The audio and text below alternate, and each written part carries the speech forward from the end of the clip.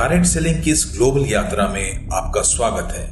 एक ऐसा क्षेत्र जहां सपने साकार होते हैं और सफलता की कोई सीमा नहीं होती। लेकिन हम इस उद्योग के बारे में कितना जानते हैं जो ऐसे अविश्वसनीय अवसर प्रदान करता है। आइए बुनियादी बातों से शुरू करते हैं।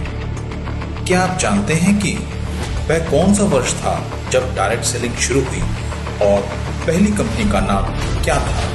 पहली एसोसिएशन कब सामने आई? पहला मल्टी लेवल कंपनसेशन प्लान कब शुरू हुआ? डायरेक्ट सेलिंग को रेगुलेट करने वाला पहला कानून कब प्रभाव में आया? कितने देशों में भी डायरेक्ट सेलिंग लीगली हो रही है? इस उद्योग का टर्नओवर क्या है? डायरेक्ट सेलिंग एक संपन्न उद्योग जिसने वैश्विक स्तर पर वाणिज्य को बड़ा आकार दिया है। डायरेक्ट सेलिंग के विकास की असाधारण यात्रा में आप सभी का स्वागत है। 2012 और 2018 के बीच उद्योग की खुदरा बिक्री बढ़कर 192.9 बिलियन अमेरिकी डॉलर हो गई। लेकिन इस उद्योग ने इतनी उल्लेखनीय वृद्धि कैसे हासिल की? इसकी सफलता को समझने के लिए हमें इसके समृद्ध इतिहास को समझना होगा।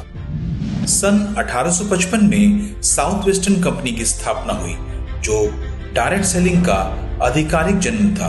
हालांकि इस अवधारणा की अनौपचारिक जड़ें 1700 के दशक में यांकी पेडलर्स के साथ थीं। यह पहली डायरेक्ट सेलिंग कंपनी की शुरुआत थी। 1886 में तेजी से आगे बढ़ते हुए जब डेविड एच मैककॉनल ने कैलिफोर्निया परफ्यूम कंपनी की स्थापना की, जिसे बाद में एवॉन के नाम से जाना गया। एवॉन रीसेलिंग और डायरेक्ट सेलिंग के माध्यम से महिलाओं को आर्थिक स्वतंत्रता प्रदान करने वाला अग्रणी बन गया। 2018 में डीएसएन की ग्लोबल टॉप 100 लिस्ट में यह दूसरे स्थान पर रहा। उद्योग के विकास के साथ 1910 में यूएस डायरेक्ट सेलिंग एसोसिएशन का गठन किया गया था।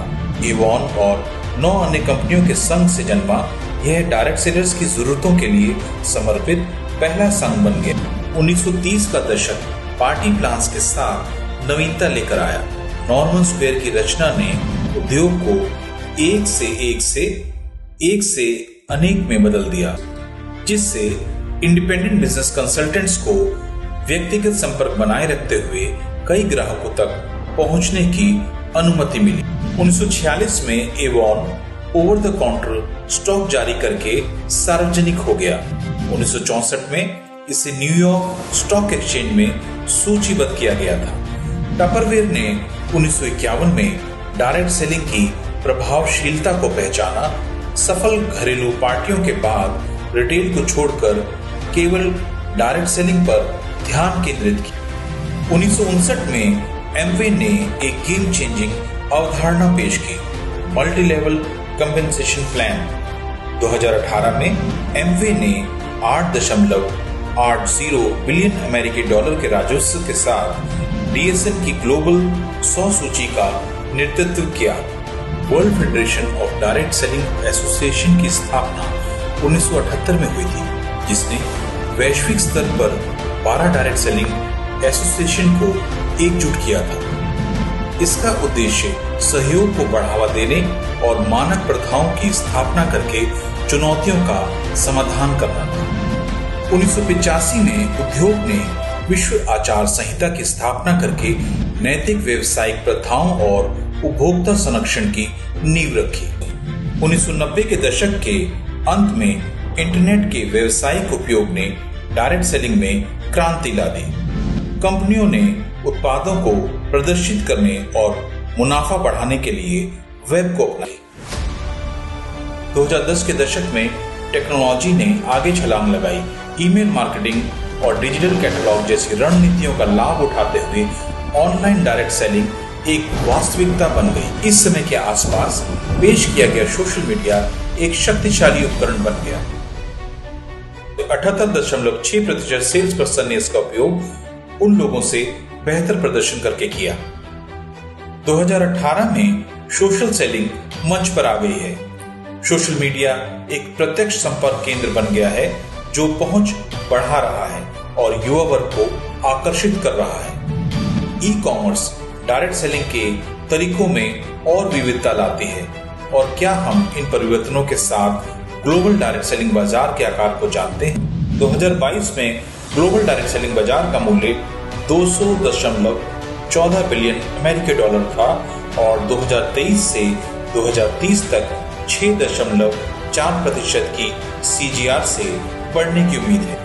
वैश्विक बाजार का विकास मुख्य रूप से उपभोक्ताओं की बढ़ती मांग और खरीदने से पहले किसी उत्पाद को चेक करने की आदत से प्रेरित है। जैसे जैसे हम भविष्य आधारित टेक्नोलॉजीज को अपनाते हैं, उद्योग का विकास जारी रहता है। कल्पना करें कि AI संचालित वेबसाइटें व्यक्तिगत समाधान बताएंगी, होलोग्राफिक प्रोडक्ट डेमोन्स्ट्रेशंस को जीवंत बना देगी और वर्चुअल रियलिटी खरीदारी के हमारे अनुभव को बदल देगी।